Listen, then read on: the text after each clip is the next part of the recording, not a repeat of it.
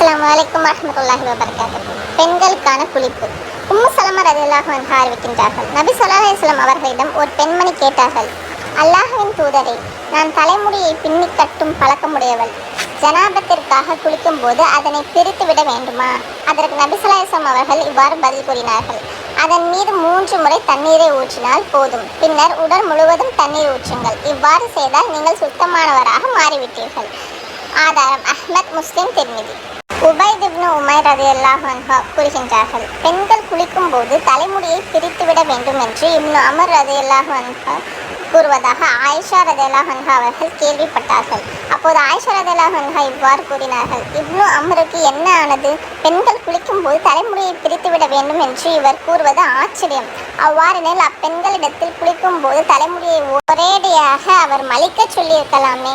நானும் நபி ஸல்லல்லாஹு அலைஹி வஸல்லம் அவர்களும் ஒரே பாத்திரத்தில் இருந்து குளித்தோம். தலையில் 3 முறை தண்ணீர் ஊற்றியதை தவிர வேறு எதையும் நான் செய்யவில்லை. ஆதாரம் அஹ்மத், முஸ்லிம். மாதவிடாய், பிரசவ ரத்தம் முதலியவற்றிலிருந்து தூய்மையாக பெண்கள் குளிக்கும் போது பஞ்சு போன்ற எதையாவது சிறிதளவு எடுத்து கஸ்தூரி அல்லது வேறு ஏதாவது நறுமண பொருளில் முக்கி ரத்தம் வந்த இடத்தை துடைக்க வேண்டும். ரத்தம் வந்த இடம் தூய்மையாவதற்கும் துர்வாடை வீசாமல் இருப்பதற்கும் இவ்வாறு செய்வது விரும்பத்தக்கதாகும். ஆயிஷா ரலியல்லாஹு அன்ஹா அறிவிக்கின்றார்கள், நபி ஸல்லல்லாஹு அலைஹி வஸல்லம் அவர்களிடம் மாதவிடாய் ரத்தம் குறித்த அஸ்மா பின்த் யஸீத் ரலியல்லாஹு அன்ஹா கேட்டபோது இவ்வாறு கூறினார்கள், தண்ணீரையும் இழந்த இலையையும் எடுத்துக்கொள்ளுங்கள். பின்னர் நல்ல முறையில் உழு செய்து சுத்தமாகுங்கள். பின்னர் தலையில் தண்ணீர் ஊற்றி அழுத்தமாக தேய்த்து கழுவ வேண்டும். கடைசியில் உடலில் தண்ணீர் ஊற்றுங்கள். தொடர்ந்து கஸ்தூரியில் முக்கிய பஞ்சால் தூய்மை செய்யுங்கள். அப்போது அஸ்மா ரலியல்லாஹு அன்ஹா கேட்டார்கள், பஞ்சால் எவ்வாறு தூய்மை செய்வது?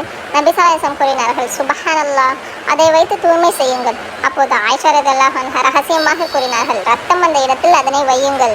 பின்னர் அஸ்மா ரலியல்லாஹு அன்ஹா ஜனாபத்து குளிப்பை குறித்து கேட்டார்கள்.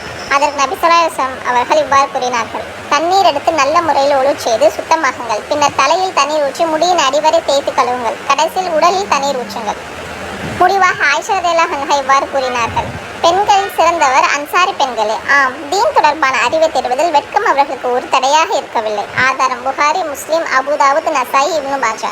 அஸ்ஸலாமு அலைக்கும். இது போன்று தொடர்ந்து தெரிஞ்சுக்கொள்ள சப்ஸ்கிரைப் செய்யுங்கள்.